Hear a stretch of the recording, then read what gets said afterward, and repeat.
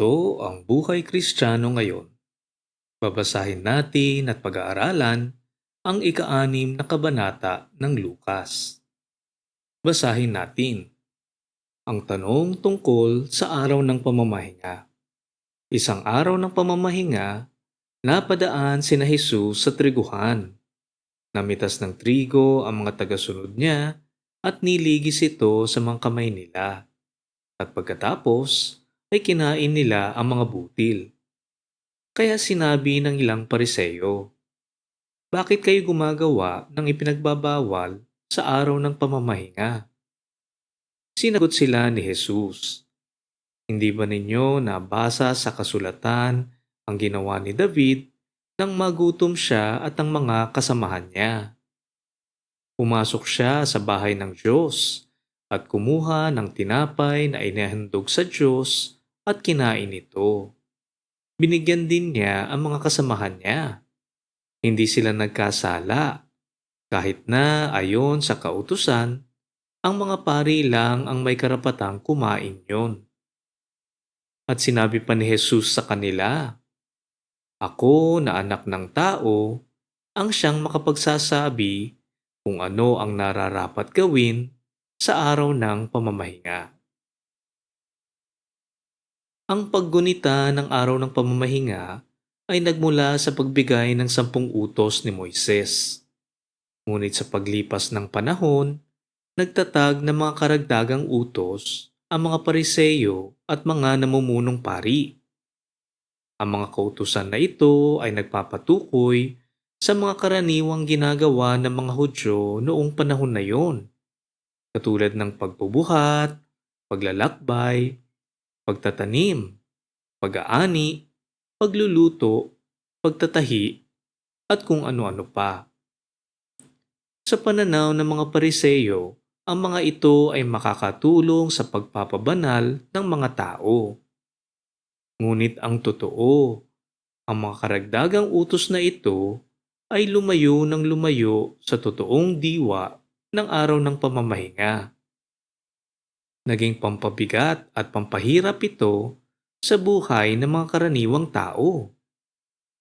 Ang patunay nito ay nang pabulaanan ni Jesus ang paratang ng mga Pariseo at sinabing mali ang ginawa ng kanyang mga tagasunod.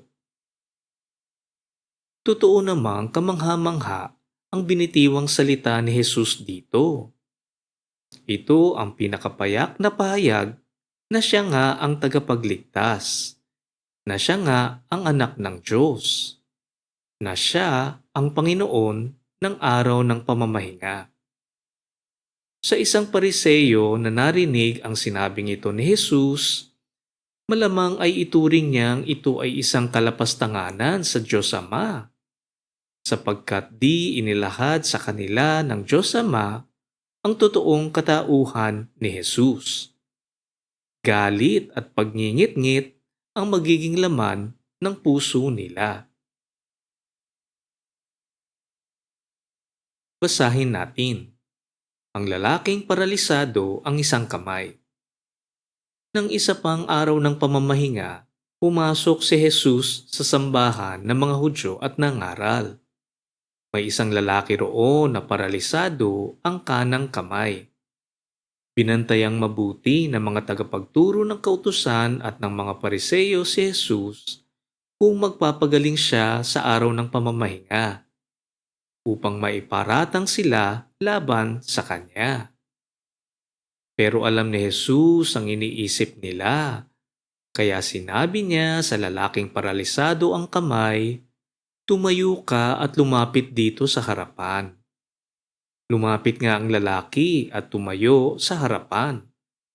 Pagkatapos, sinabi sa kanila ni Jesus, "Tatanungin ko kayo, alin ba ang ipinapahintulot ng kautusan sa araw ng pamamahinga? Ang gumawa ng mabuti o ang gumawa ng masama? Ang magligtas ng buhay o ang pumatay?" Tiningnan silang lahat ni Jesus, at pagkatapos ay sinabi niya sa lalaki, "Iunat mo ang iyong kamay." Iniunat nga ng lalaki ang kamay niya at gumaling ito. Pero galit na galit ang mga tagapagturo ng kautusan at mga pariseyo. Kaya pinag-usapan nila kung ano ang dapat gawin kay Jesus.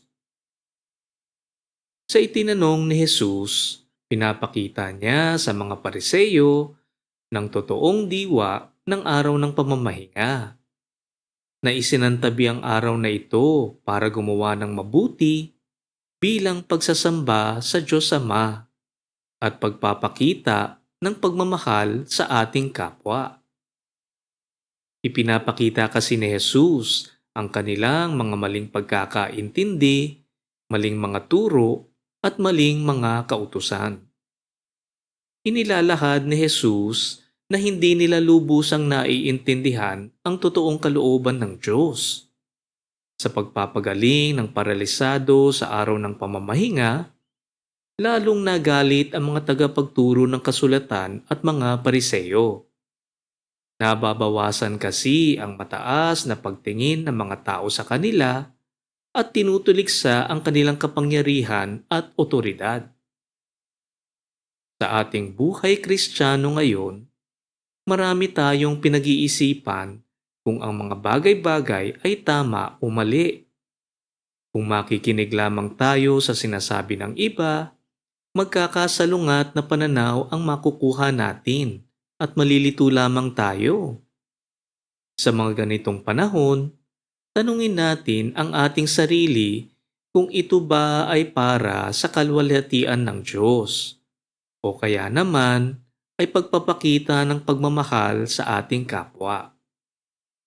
Ang mga gawang ayon dito ang totoong kalooban ng Diyos.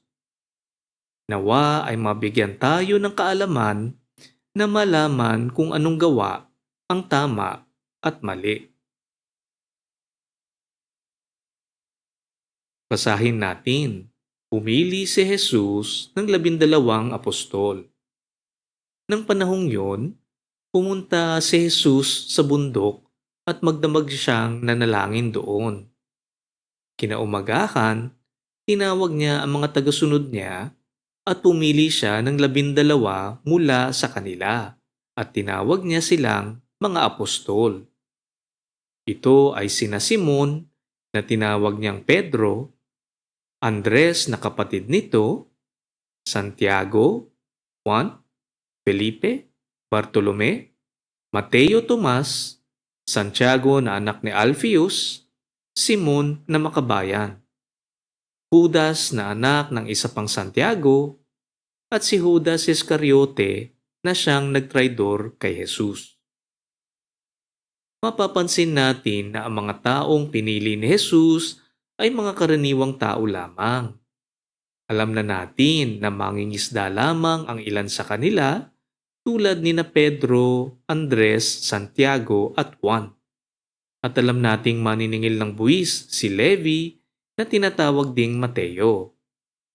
Sila ay mga taong walang kakaibang kakayahan at maituturing nating mahalaga lamang dahil sila ang mga pinili ng Panginoong Hesus.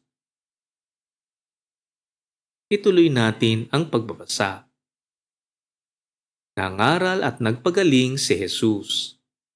Pagkatapos niyang piliin ang mga apostol niya, bumaba sila mula sa bundok at tumigil sa isang patag na lugar.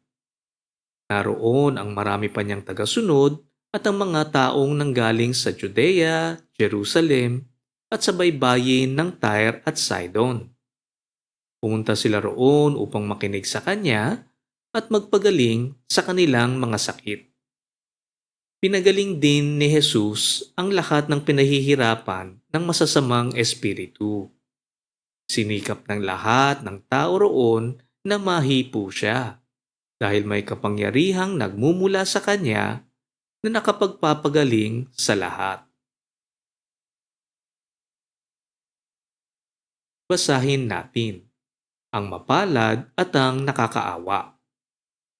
Tiningnan ni Jesus sa mga tagasunod niya at sinabi sa kanila, "Mapalad kayong mga mahihirap, dahil kabilang kayo sa kaharian ng Diyos. Mapalad kayong mga nagugutom ngayon, dahil bubusugin kayo. Mapalad kayong mga umiiyak ngayon dahil tatawa kayo. Mapalad kayo kung dahil sa pagsunod ninyo sa akin na anak ng tao ay kamuhian kayo, itakwil, insultuhin at siraan ang inyong pangalan.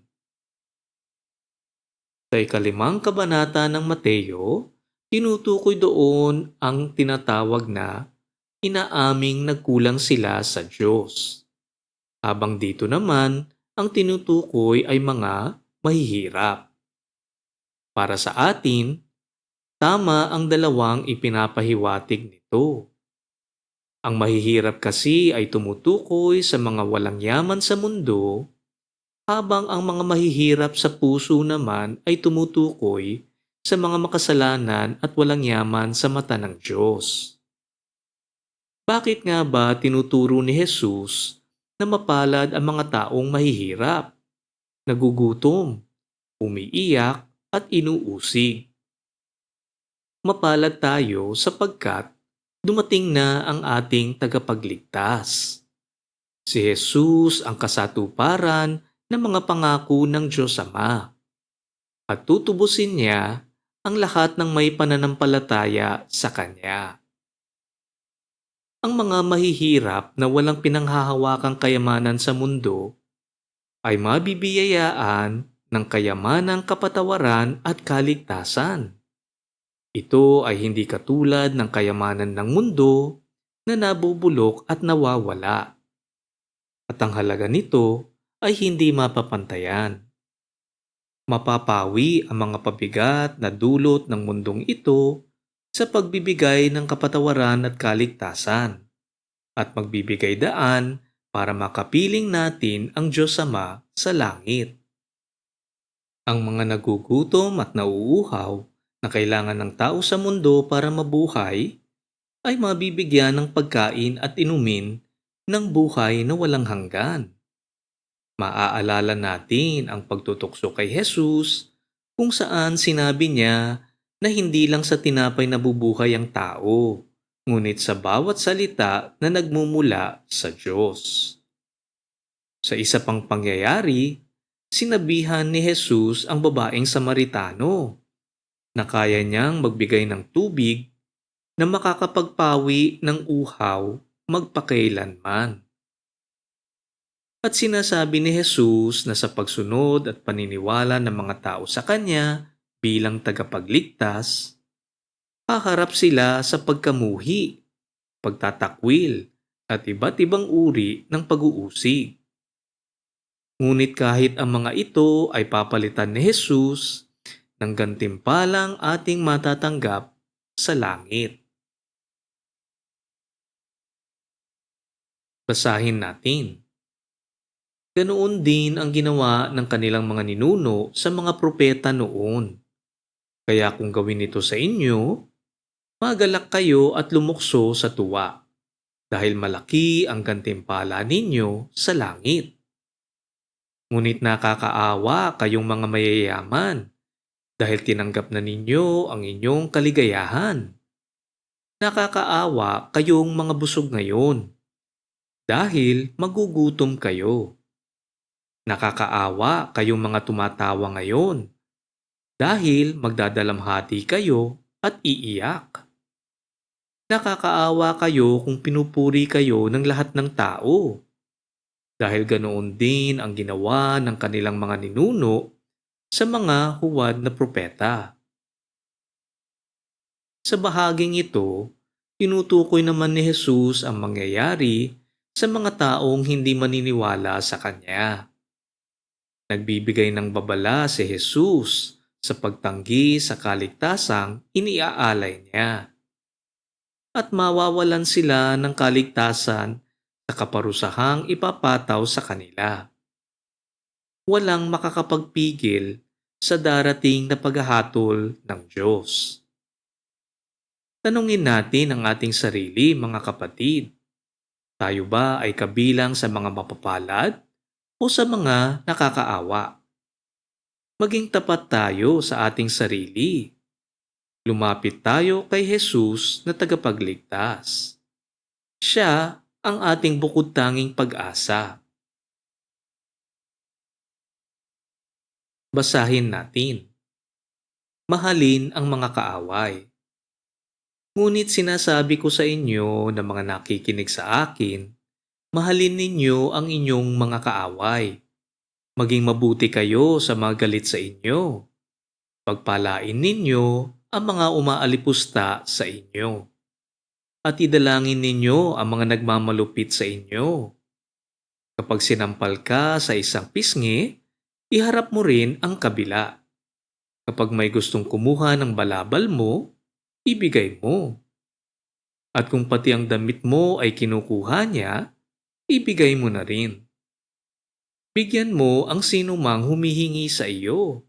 At kapag may kumuha ng iyong ari-arian, ay huwag mo na itong bawiin pa. Gawin ninyo sa inyong kapwa ang gusto ninyong gawin nila sa inyo. Kung ang mamahalin lang ninyo ay mga nagmamahal sa inyo, anong gantimpala ang matatanggap ninyo mula sa Diyos? Ginagawa rin niya ng masasamang tao. At kung gagawan lang ninyo ng mabuti ay ang mga taong mabuti sa inyo, anong gantimpala ang matatanggap ninyo mula sa Diyos? Ginagawa rin niya ng masasamang tao. At kung ang pinahihiram lang ninyo ay ang mga taong inaasahan ninyong makakabayad sa inyo, anong gantimpala ang matatanggap ninyo mula sa Diyos? Kahit ang masasamang tao ay nagpapahiram din sa kapwa nila masama sa pag-asang babayaran sila. Ito ang inyong gawin. Mahalin ninyo ang inyong mga kaaway at gumawa kayo ng mabuti sa kanila. Kung magpapahiram kayo, magpahiram kayo ng hindi umaasa ng anumang kabayaran. At malaking gantimpala ang tatanggapin ninyo at makikilala kayong mga anak ng kataas-taasang Diyos.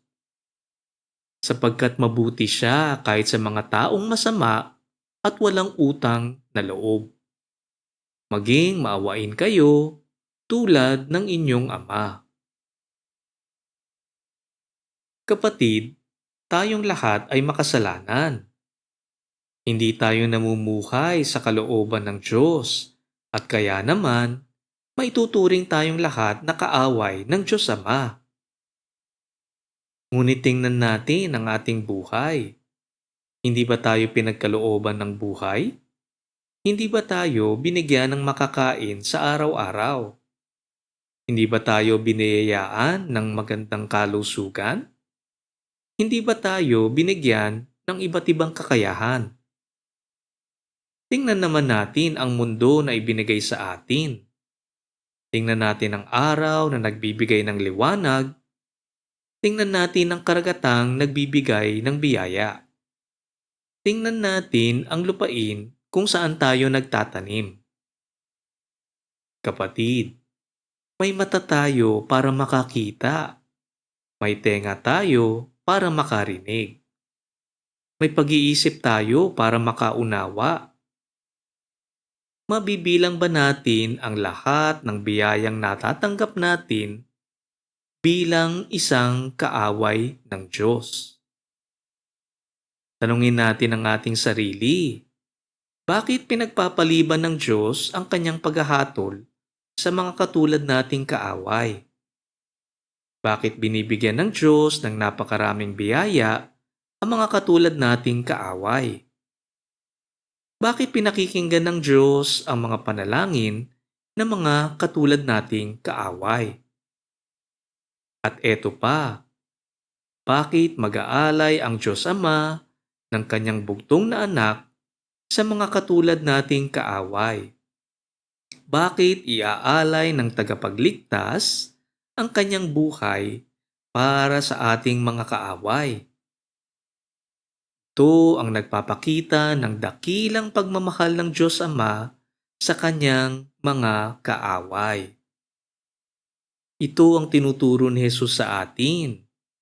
Ito ang ibig sabihin ng ating nabasa na mabuti ang Diyos Ama kahit na sa taong masama at walang utang na loob na nagpapatukoy lamang sa ating kaaway. Ang tinuturo ni Jesus na pagmamahal sa ating kaaway ang siyang pagmamahal na ipinapakita sa atin ng Diyos Ama. Pag-isipan natin ito, kapatid. Basahin natin. Huwag husgahan ang kapwa.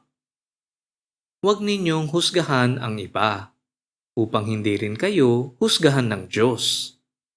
Huwag kayong magsabi na dapat silang parusahan ng Diyos, upang hindi rin niya kayo parusahan. Magpatawad kayo, upang patawarin din kayo ng Diyos. Magbigay kayo, upang bigyan din kayo ng Diyos. Ibabalik sa inyo ng sobra-sobra at umaapaw ang ibinagay ninyo. Sapagkat kung paano kayo magbigay sa iba, ganoon din ang pagbibigay ng Diyos sa inyo.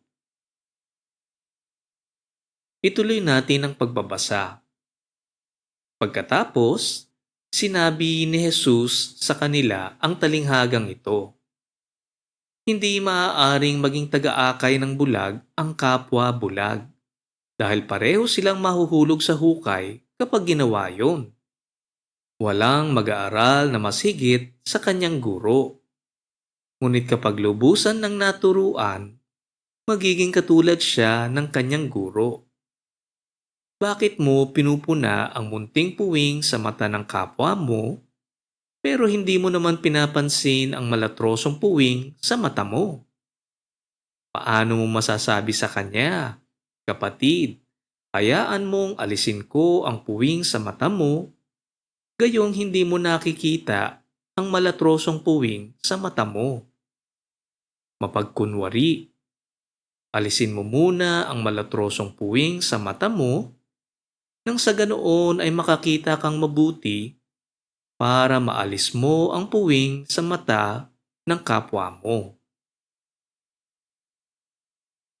Kapatid, ang mga salitang huwag humusga sa kapwa ay laging ginagamit ng makasalanan sa mga bumabatikos sa kanila.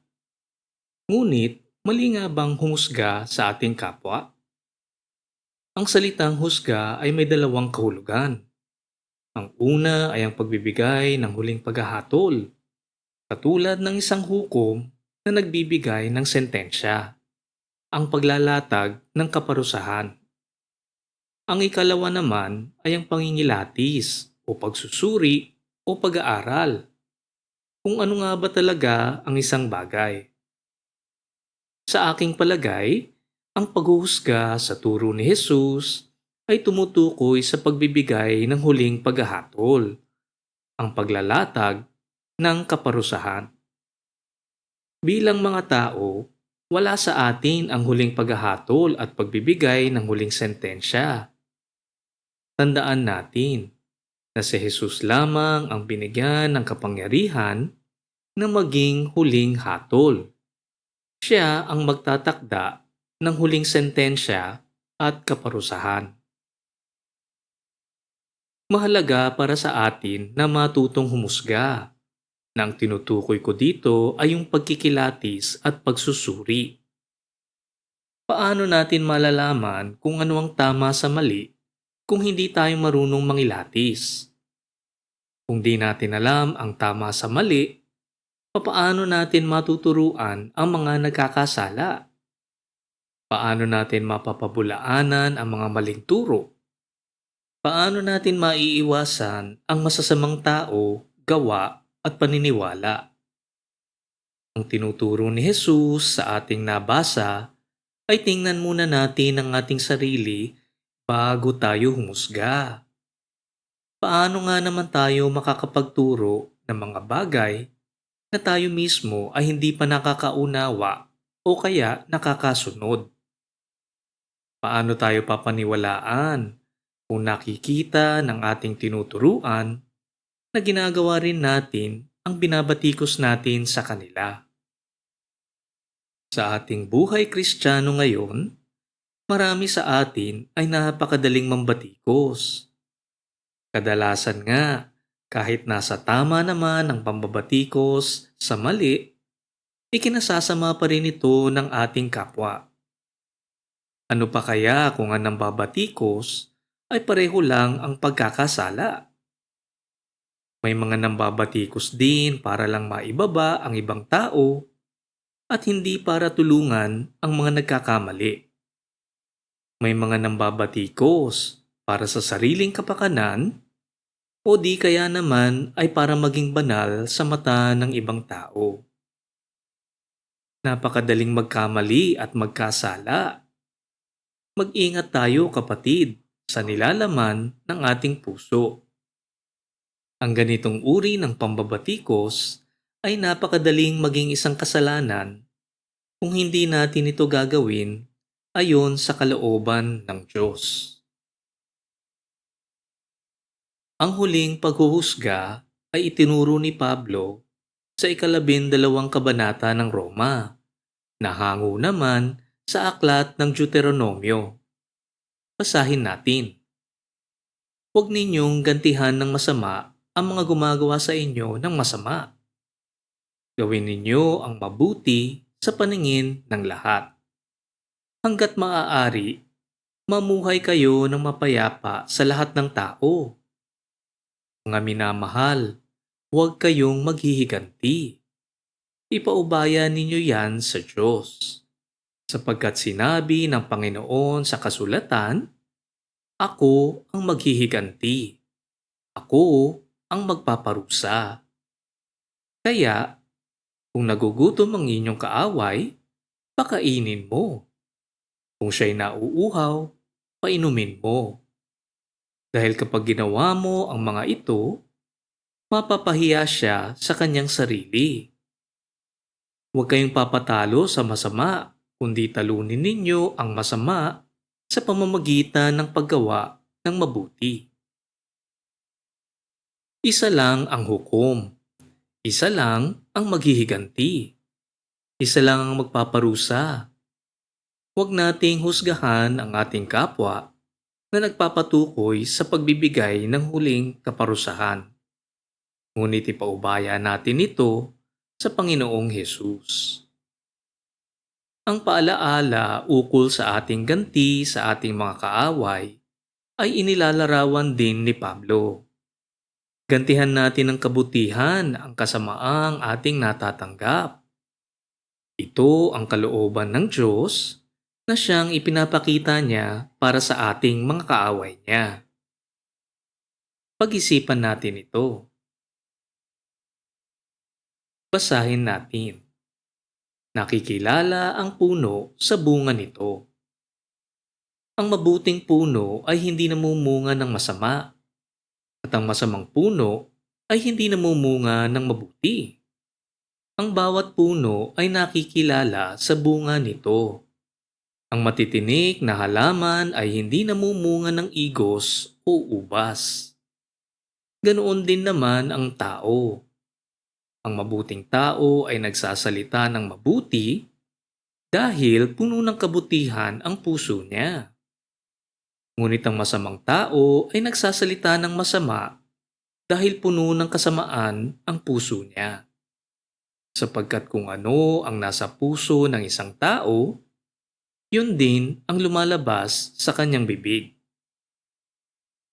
Sa pagpapatuloy ng turo sa pagmamahal sa ating kapwa at sa paghuhusga, dito naman sinasabi ni Jesus na ang totoong nilalaman ng ating puso ay makikita sa ating pamumuhay. Sa katagang kung ano ang nilalaman ng puso ang siyang bunga, ganoon din ang buhay ng isang taong totoong sumasampalataya sa Kanya. Ang totoong sumasampalataya ay hindi manghuhusga. Siya ay hindi maghahanap ng paghihiganti. Siya ay magmamahal sa kanyang mga kaaway. Sa ating buhay Kristiyano ngayon, madaling magdeklara sa mundo na tayo ay naniniwala kay Jesus, ngunit napakahirap naman talagang sumunod sa Kanya. Mahirap na huwag humusga. Mahirap na mahalin ang kaaway. At aaminin ko, kapatid, na ako ay laging nadadapa dito. Ganito rin ba ang karanasan mo, kapatid? Tinuturuan tayo ni Jesus ng paniniwala at pananampalataya sa Kanya ay nagmumula sa puso. At kung di tayo totoong naniniwala at sumasampalataya, hindi natin magagawang sumunod sa Kanyang mga kautusan. Ano-ano nga ba ang mga bungang tinutukoy dito? Tingnan natin ang ikalimang kabanata ng Galasya kung saan tinuturuan tayo ni Pablo. Basahin natin. Ang mga taong sumusunod sa ninanasa ng laman ay makikilala sa gawa nila. Sexual na imoralidad, kalaswaan, kahalayan, pagsamba sa mga Diyos-Diyosan, pangkukulam, pagkapuot, pag-aaway-away, pagkasakim, pagkagalit, pagkakawatak-watak, pagkakahati-hati, pagkainggit, paglalasing, pagkahilig sa kalayawan, at iba pang kasamaan. Binabalaan ko kayo tulad ng ginawa ko na noon. Ang mga namumuhay ng ganito ay hindi mapapabilang sa kaharian ng Diyos. Ngunit ito ang bungang makikita sa taong namumuhay sa kapangyarihan ng banal na espiritu: pag-ibig, kagalakan, kapayapaan, pagtitiis, kabutihan, kagandahang loob, katapatan, kahinahunan, at pagpipigil sa sarili. Kung ganito ang pamumuhay natin, hindi natin malalabag ang mga utos ng Diyos. Nawa ay gabayan tayo sa mga naisulat ni Pablo dito. Basahin natin ang dalawang uri ng taong nagtayo ng bahay. Bakit ninyo ako tinatawag na Panginoon, gayong hindi naman ninyo sinusunod ang mga sinasabi ko? Sasabihin ko sa inyo kung ano ang kahalintulad ng taong lumalapit sa akin, nakikinig at sumusunod sa mga sinasabi ko. Katulad siya ng isang taong humukay ng malalim at nagtayo ng bahay sa pundasyong bato. Nang bumaha at dinaanan ng malakas na agos ang bahay, hindi yon nayanig dahil matibay ang pagkakatayo. Ngunit ang nakikinig sa mga sinasabi ko pero hindi naman ito sinusunod ay katulad ng isang taong nagtayo ng bahay na walang matibay na pundasyon. Nang bumaha at dinaanan ng malakas na agos ang bahay, nagiba ito at lubusang nawasak. Kaya naman hinihikayat tayo ni Jesus na maniwala sa Kanya at itaguyod ang ating buhay sa paniniwala sa tagapagligtas at sa pagsunod sa Kanyang mga kautusan. Tayong lahat ay makakaranas ng mga dagok at hagupit ng buhay. Di natin alam kung kailan ito darating at kung sa paanong paraan. Tayo ba ay magpapatuloy na mananalig kay Jesus o tatalikuran natin siya sa paghihirap na pinagdadaanan? Dito masusubukan at mapapatunayan kung ang ating pananampalataya kay Jesus ay totoo. Nawa ay makamit natin ang kayamanang hindi mapapantayan, ang pananampalatayang nasubukan at napatunayang tunay.